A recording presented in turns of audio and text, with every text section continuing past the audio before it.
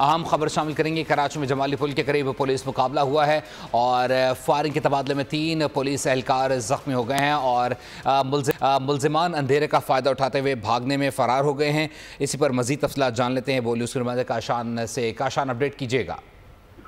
जी बिल्कुल शकील, देखें सचिन, पुलिस के जमाली पुल के करीब जो है डाकुओं से मुबैना फायरिंग का तबादला हुआ है। फायरिंग के तबादले में 3 पुलिस एहलकार जो है जख्मी हो गए। पुलिस हुकाम से हमारी बात हुई तो उन्होंने तफसीलात बताई है कि मुलजिमान अंधेरे का फायदा फरार हुए, जिसमें से एक मुलजिम जो है जख्मी हालत में फरार हुआ है। पुलिस की जानिब से कराची की जो सरकारी हॉस्पिटल है जिसमें एमएलओ की जाती है उसमें चेकिंग कराई जा रही है कि ये मुलजिम आया कि वहाँ तो नहीं कहीं फरार होकर तिब्बी इमदाद की फराहमी के लिए पहुंचे। पुलिस की जानिब से जो है वो भी चेक कराई जा रही है, जबकि दूसरी जानिब जख्मी एहलकारों को तिब्बी इमदाद की फराहमी के लिए निजी हॉस्पिटल मुंतकिल कर दिया गया है। पुलिस की भारी नफरी इस वक्त जमाली पुल पर मौजूद है। फरार होने वाले मुलजिमान जो है उनकी तलाश शुरू कर दी गई है और जख्मी होने वाले एहलकारों की शिनाख्त जो है काशिफ, हमजा और जुएब के नामों से हुई है, जबकि निजी अस्पताल में उनको तिब्बी इमदाद की फराहमी जो है वो दी जा रही है। जी बहुत शुक्रिया काशान अपडेट करने के लिए। सब्सक्राइब करें और बेल दबाएं ताकि कोई खबर रह न जाए।